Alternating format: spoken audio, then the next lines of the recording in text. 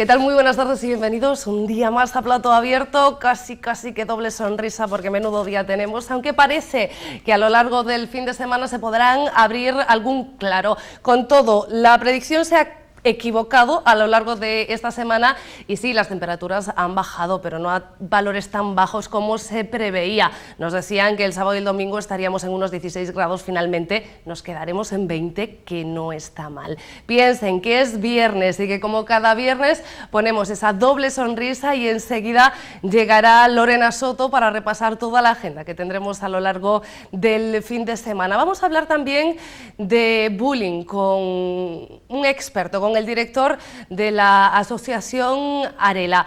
Y además nos vamos a ir a los juzgados de Vigo porque saben que estábamos pendientes de dos de los juicios de desahucio a los que se enfrentaban en Vigo esas tres familias que están pendientes de una solución.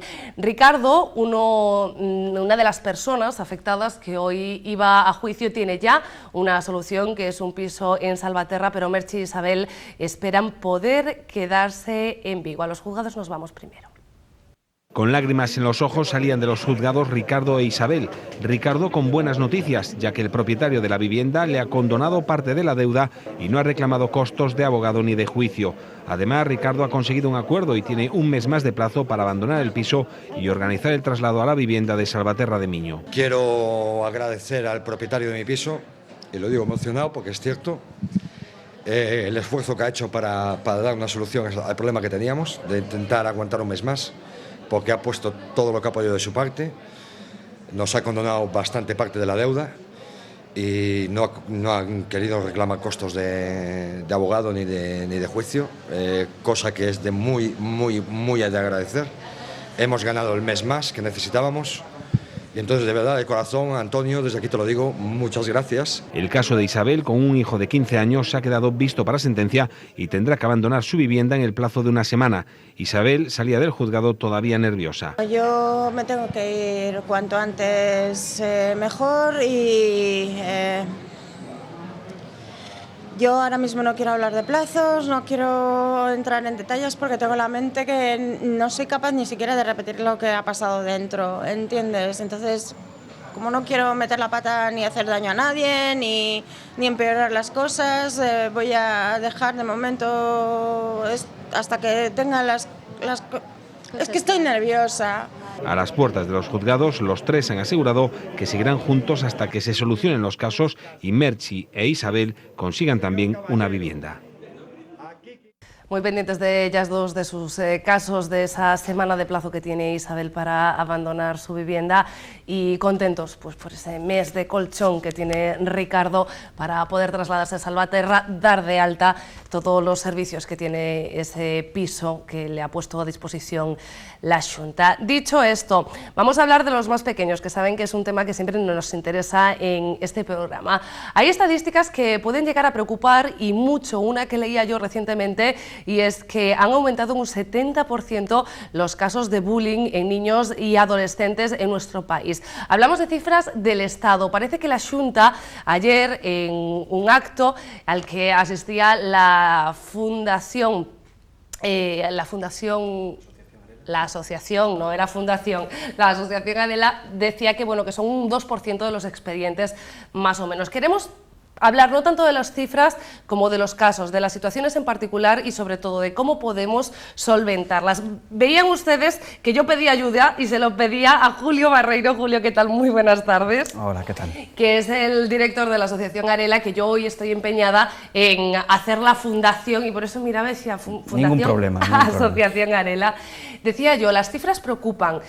Muchas veces preocupan todavía más los casos particulares, porque cuando hablamos de nombres propios y hablamos de niños que sufren bullying, es decir, que están siendo acosados en la mayor parte en el ámbito escolar, la preocupación se duplica al margen de que crezcan o no crezcan los casos. A ver, está claro que el bullying preocupa, ¿no? Porque es una situación que ocurre dentro de un medio en el que un adolescente tendría que sentirse seguro, ¿no? Bullying es un término que viene del inglés, que es bully, que es matón, ¿no? Bull es toro, entonces te das cuenta un poco que el término ya es un término incisivo, ¿no? Es un maltrato físico, psíquico, social, deliberado y continuado en el tiempo, que tiene una serie de características muy propias, ¿no? Siempre hay violencia física, verbal, social, y tiene una serie de consecuencias en la persona que la sufre. Matones ha habido siempre, los que robaban el bocadillo a la hora del recreo, cómplices, bueno, que por miedo o por falta de madurez que se callaban estas situaciones. La cuestión es que hoy en día se está agravando, en cierto sentido, este proceso porque existen otros mecanismos de bullying que hacen que las agresiones sean mayores y que el miedo también, como son las redes sociales. Sí, todos los medios cibernéticos, ¿no?, ayudan a veces a no controlar el alcance de una broma o realmente de algo que no es correcto, ¿no? Sí, eso es cierto. Yo creo que además hoy en día es una de las grandes preocupaciones, cómo tener capacidad de controlar ese tipo de actitudes que se hacen a través de las redes sociales, ¿no? Es muy fácil, a través de cualquier chat, calumniar, amenazar. Es muy fácil enviar una información, una imagen subida de tono, una imagen que fue captada sin el consentimiento de otra persona. Y de hacer generar burla. Una buena bola de nieve, además. Eso es una gran bola de nieve muy complicado de parar. Bueno, ahí está la Guardia Civil, el grupo de expertos de delitos telemáticos que realmente lo están haciendo muy bien a ese nivel, ¿no? Y realmente te das cuenta que a ese nivel los adolescentes aún son unos analfabetos digitales, ¿no? Porque realmente las redes sociales son muy útiles, son muy importantes como para que gasten su tiempo en hacer maldades, ¿no? Realmente tendrían que darle un uso en positivo, ¿no? Y eso un poco es el aprendizaje que creo que se está. Y el problema es que los nuevos padres, entre los que me incluyo, también somos unos nuevos analfabetos digitales, porque de repente algo que no hacían con nosotros, que es tener que controlar lo que hacíamos en las redes sociales, nosotros deberíamos estar haciéndolo con nuestros hijos, pero complicación, ¿cómo lo hago? ¿Qué herramientas tengo? Ya, ahí entiendo que es complicado. Desde Arela tenemos un programa preventivo en marcha desde hace ya unos años, que es el programa 14-18 que tenemos con la Fundación Barrié, y hay una parte muy importante que es explicar la ley del menor a los adolescentes, ¿no?, que son los que realmente se van a ver implicados en el caso de cometer un delito, en un hecho delictivo de este tipo, ¿no? Entonces hay una parte que es para alumnado y otra parte que es para padres. La parte para padres hay una serie de pautas que marcamos, ¿no? Y hay una de ellas que es aproximarse a las realidades de sus hijos, ¿no? Las redes sociales, Facebook, Twitter, Instagram, todas estas redes, todas estas plataformas no pueden ser ajenas a nosotros, ¿no? Yo creo que tenemos que hacer un esfuerzo, sacar tiempo donde sea, para por lo menos entender qué es lo que están haciendo, ¿no?, en su tiempo libre. Vuelvo a mi estadística, ¿vale? Si decía este estudio que hay un 70% más de casos que hace unos años, también decía algo preocupante, porque hablábamos de un chiste en internet, un acoso, una amenaza. El problema es que cuando de esto realmente se genera la bola de nieve, porque decía la estadística que el 40% de estos niños o adolescentes que sufren bullying lo hacen durante más de un año, es decir, que están padeciendo realmente un año de calvario durante el que, entiendo, tú me lo dirás, Julio, o bien nadie los ha sabido ayudar o ellos no han sabido denunciar y explicar qué les estaba ocurriendo esto. A ver, en un proceso de este tipo hay muchos actores que intervienen, ¿no? Está el propio alumno que recibe esas burlas, está el propio alumno o los alumnos que provocan esa situación, están los observadores directos, observadores indirectos, está el profesorado, están las familias. Un proceso de acoso escolar normalmente tiene una serie de pautas que se siguen, ¿no? Y hay una serie de indicadores muy claros que en un domicilio se debería estar atento, ¿no? Son cosas muy básicas, que las enumero, pues cambios en el comportamiento, cambios en el humor, fallos en lo que es el sueño, pues que ya no descansa igual de bien tu hijo o tu hija, su vida social se va reduciendo, pues este tipo de cosas te dan a ti pistas de que algo puede estar sucediendo, ¿no? Entonces, como padre, lógicamente hay que dialogar, hay que saber realmente qué está pasando, si tú tienes sospechas, hay que saber qué está sintiendo tu hijo, ¿no? Porque puede estar pasándolo muy mal. Te voy a interrumpir, Julio, porque como madre, ¿no? Aunque no he llegado a ese proceso, ya me van surgiendo dudas.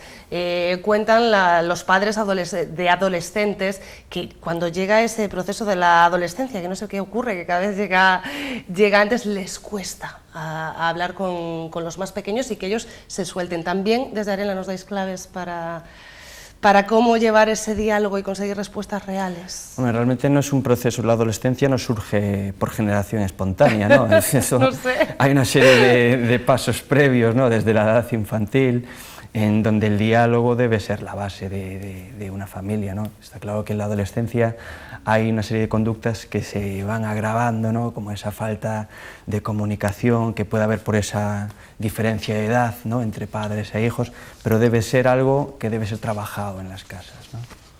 La comunicación. Estabas enumerando, bueno, pues más métodos para saber que estaba ocurriendo algo. Me imagino, estamos viendo vuestra web, que ahí podemos encontrar también muchas claves de las que vosotros dais, no solo a los niños y adolescentes que pueden estar sufriendo o pasando por algún proceso, algún problema, sino también a los padres, ¿no? Bueno, hay una información general de qué es lo que hacemos, que trabajamos en Galicia con diferentes servicios. Tenemos 10 centros en las 4 provincias, 10 centros de distintas categorías, tenemos casas de familia, tenemos centros de día, centros de ejecución de medidas judiciales. Es una entidad que lleva desde el año 98 trabajando en Galicia con infancia y adolescencia en situación de desprotección o en conflicto social. Creo que somos una de las entidades referentes en estos momentos de trabajo a este nivel y creo que nos caracteriza además algo que es que somos una entidad que está trabajando la línea de la prevención, ¿no? Y la prevención lógicamente toca todo lo que es el bullying, pero bueno, llevamos la prevención también a campos como la educación vial, ¿no? Tenemos un programa muy bonito con la Policía Local de Pontevedra y con una asociación de aquí de Vigo que se llama Asociación Alento, en la que trabajamos con jóvenes que cometieron hechos delictivos relacionados con el uso inadecuado de lo que es un vehículo, un ciclomotor. Los ponemos en contacto con realidades que se vieron afectadas por accidentes de tráfico o, en su caso, con la policía local, los ponemos en contacto con la policía. Digamos que es el medio punitivo, es quien los pudo detener en algún momento, ¿no? Entonces es un programa muy enriquecedor y realmente tenemos esa línea abierta desde hace años. A mí me gustó especialmente cómo os definís en esta página web. Decís que sois una asociación basada, no sé si lo voy a decir de forma literal, en el desarrollo integral de la infancia.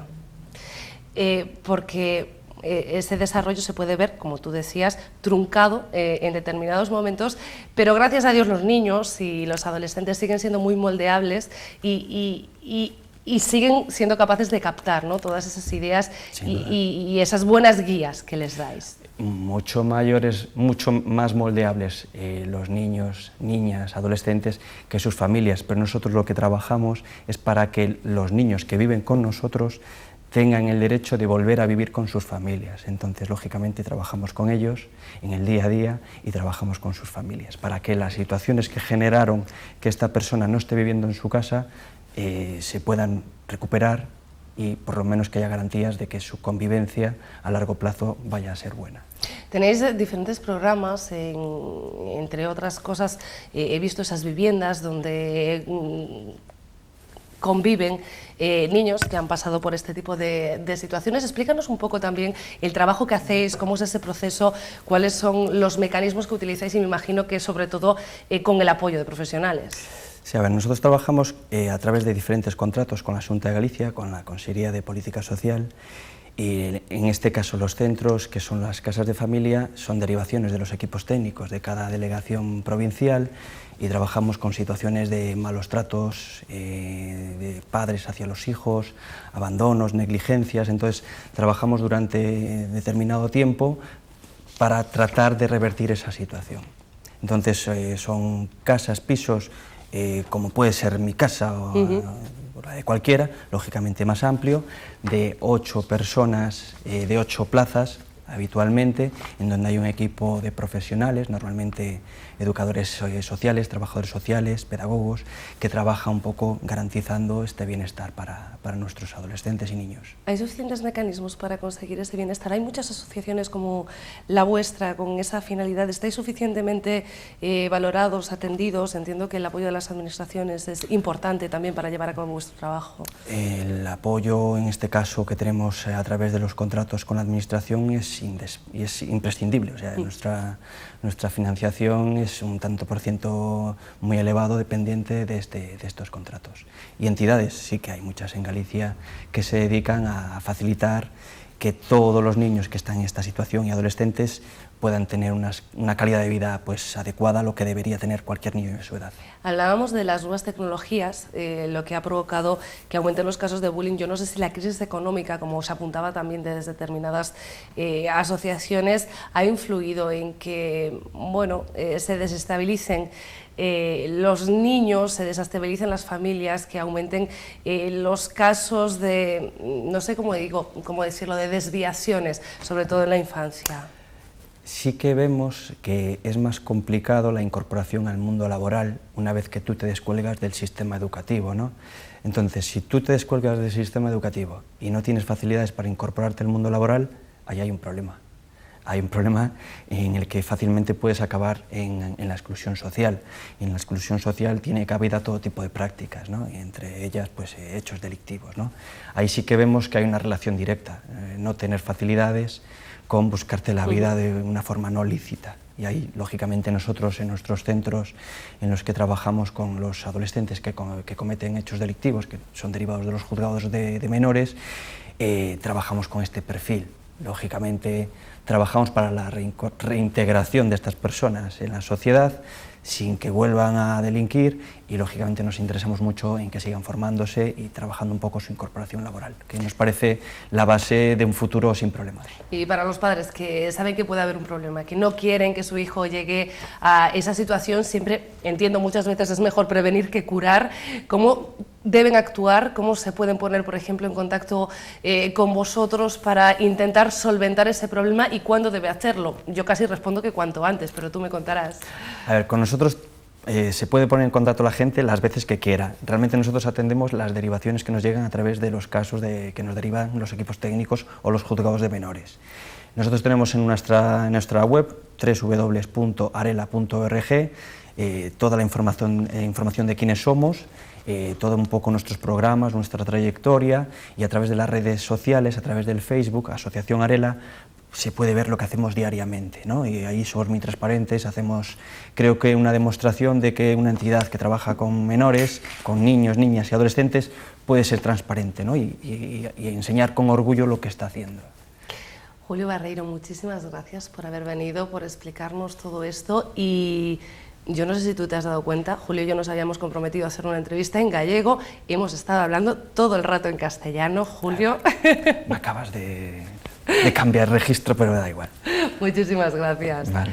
Y ustedes no se me muevan de ahí, voy a seguir en castellano, ya que estamos, todo hacia adelante, porque nos vamos a visitar una exposición que realmente considero interesante. Está en la Fundación, se inauguraba ayer y la tendrán abierta hasta el 2 de julio. Es una muestra, vamos a decir, de cuadros, de obras, más bien de Antonio Murado, un gran artista que vive entre Galicia y Nueva York y que a través de sus obras muestra lo mejor que se ha llevado de Galicia, sus recuerdos, su familia y también esos grandes artistas con los que se codea en la Gran Manzana. Si les parece, echamos un vistazo y enseguida regresamos. Antonio Murado, Intimidad abstraída, es una muestra en la que podemos intuir al Murado más auténtico y real. 103 obras que el propio artista entiende como un álbum de su vida, un amplio catálogo de escenas que nos trasladan a su infancia, de personas cercanas que mutan en su obra en personajes legendarios, un trabajo que entremezcla la realidad y la ficción, como él en sus cuadros mezcla la fotografía y el lienzo. Hay que plantearlo como si fuese un diario personal y un diario pictórico del autor. Por lo cual, si eliminamos alguna de las obras de la exposición, pues sería como tener un diario, un álbum de fotos y arrancar una fotografía. Por una parte hablábamos del diario vital, de la parte documental, y es una parte de la exposición en la que aparecen numerosas fotografías de amigos y de familiares. y otra parte es la parte pictórica, en la que hay numerosas referencias a la historia del arte, también a la historia cultural, a la musical, es decir, a la parte más intelectual de Antonio Murado. 103 cuadros de un mismo álbum donde, aunque no sea habitual en Murado, el retrato es el protagonista y que muestran tras de sí una historia o muchas, con reminiscencias del arte, de la historia, de la literatura y en los que escarban más allá de lo que se aprecia a simple vista. En la muestra, por ejemplo, una serie de las lanzas de Velázquez donde solo se centra en el fondo del cuadro, o el también artista Francisco Leiro disfrazado de tratante de esclavos. Veremos pues, sus vinculaciones al mundo de la música a través de partituras a las que le has pasado la pátina amarillenta del tiempo, e incluso paisajes que no son tan paisajes, y es que Murado dice que siempre está jugando entre la abstracción y figuración, y que es realmente el público el que termina una obra de arte y el que determina si hay figuras dentro de todas sus composiciones pictóricas. Son detalles, sutilezas, guiños de un autor que siempre se ha mostrado esquivo con explicar su obra. Por eso, en la Fundación dan la posibilidad y recomiendan la visita guiada. La podemos ver hasta el 2 de julio en la calle Policarpo Sanz número 13, pero lo ideal es pedir cita en el teléfono de la Fundación, en el 986 129 032.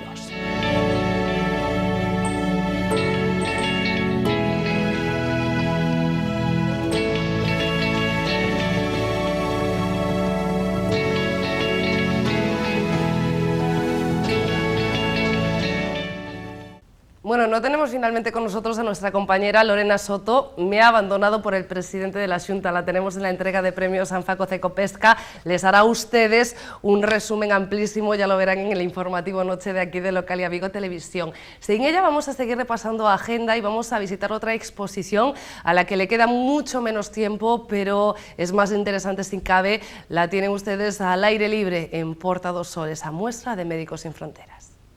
La Puerta del Sol acoge hasta el próximo sábado día 14 una exposición de Médicos Sin Fronteras con la que esta organización de ayuda humanitaria pretende poner cara al sufrimiento y dar voz a las personas víctimas de esa tragedia humana que es la guerra y los éxodos masivos. Conflictos en su mayor parte olvidados porque no salen en las pantallas de televisión o no afectan directamente a los intereses del primer mundo. En Siria ahora mismo es un conflicto mediático, pero tenemos una lista larga, ¿no? Sudán del Sur, la República Centroafricana, Congo, es decir, la lista, Yemen, la lista es larga y la violencia afecta a la población de una manera brutal, porque no es solo que alguien pierda la vida, es todo lo que tiene, lo que lleva con ello, ¿no? El abandonar tu casa, el dejar tus tierras, no tener acceso a la salud, no tener acceso a la educación. Lugares todos ellos donde Médicos Sin Fronteras trabaja con una vocación infinita en medio de territorios hostiles, máxime desde finales del año pasado en que los hospitales que gestiona o en los que colabora están siendo bombardeados. Ataques contra hospitales e instituciones sanitarias por parte de estados, no estamos hablando de grupos terroristas ni de grupos radicales, por parte de estados en los últimos 6 meses prácticamente. Son de una crueldad enorme, A unas poblaciones que ya están en una situación muy difícil, les deja sin la última posibilidad de recibir asistencia médica, les deja sin el último espacio de humanidad. En las guerras todo es desconfianza, miedo, y hasta que te metes en un hospital y es un grupo de gente solo cuidando a otras personas, es un espacio protegido. En la exposición también podemos visualizar la tragedia gracias a estas gafas de realidad virtual que nos transportan a campos de refugiados. Se busca que vivamos en primera persona una crisis humanitaria. Quizá así tengamos más conciencia y exijamos más también a nuestros políticos para que acaben con estas situaciones sencillamente vergonzosas para el ser humano.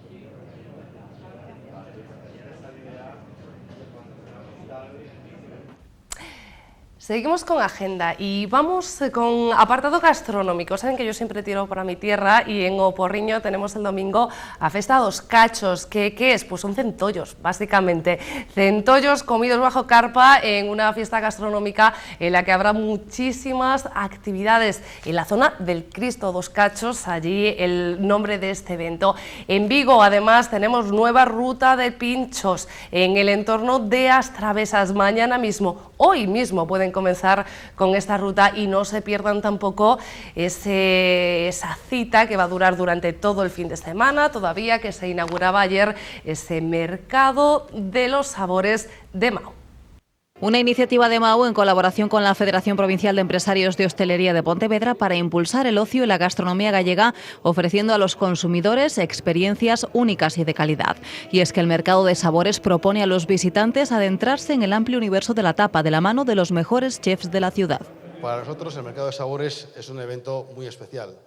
Evento que a través de nuestra marca Mao y en colaboración con la Federación Provincial de Empresarios de Hostelería de Pontevedra, hemos querido reconocer, en primer lugar, el gran valor de la hostelería gallega, que cuenta con grandes talentos que han llevado sus platos a la élite mundial y que además consideran nuestra bebida, la cerveza, como un buen compañero de viaje. Pero también propone distintas actividades gastronómicas como masterclass y show cookings de los principales chefs del panorama nacional y gallego, exhibiciones de tiraje de cerveza y presentaciones de las tapas de los establecimientos participantes. Los estrellas Michelin Mario Sandoval y María Marte serán las estrellas de esta jornada de inauguración. Traemos ahora, sabéis que estamos trabajando con la carne de toro bravo.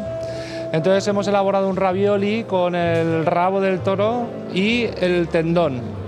Y luego lo estofamos con un estofado con diferentes especias, con cerveza, y lo que hacemos es dejarlo macerar. Una vez ya estofado, lo rellenamos y utilizamos el solomillo del toro también macerado en cerveza negra. Hemos traído un trampantojo de cerveza, así que nuestra caña bien tirada, y consta de pez mantequilla, espárrago blanco y una tosta marina. Ya sabéis que en España te pides una caña y te ponen la tapita al lado. Nosotros la hemos traído como Dios manda, también con su tapita al lado, que es una tosta marina. Sí. Rafa Centeno e Inés Abril son nuestros representantes. El Maruja Limón parte con la presión de jugar en casa y convencer al público asistente. Bueno, presión siempre hay, pero más cuando juegas en casa, porque aparte juegas en tu ciudad, en donde te conocen. Entonces los nervios están más ahí a flor de piel. Pero bueno, para nosotros sobre todo lo importante es que Mao apueste por nuestra ciudad, es decir, que Mao haya venido a Vigo, que vea la gastronomía de Vigo con buenos ojos. La entrada es gratuita y el precio de la tapa 2,5 €, la caña 1 €, mientras las cervezas selectas a 2. Mao pondrá de forma gratuita un autobús panorámico que recorrerá la ciudad con una frecuencia de 30 minutos. Los amantes de la cerveza no se pueden perder este mercado de sabores. Nos queda todavía un apunte que darles, y es que hoy a las 8:30 en la Sala Apóstrofe en Plaza Elíptica se inaugura una exposición de Ramón Conde. Intentaremos visitarla también en próximos días a las 8:30 de esta tarde. Lo que es nosotros nos vamos a disfrutar del fin de semana. Ya lo saben que en la agenda se tienen que incluir una cantidad de conciertos y actividades que hay en Vigo. Esperemos que las sigan todas y que sigan también Plató Abierto el próximo martes aquí a la misma hora de siempre, entre 2:30 y 3. Un beso.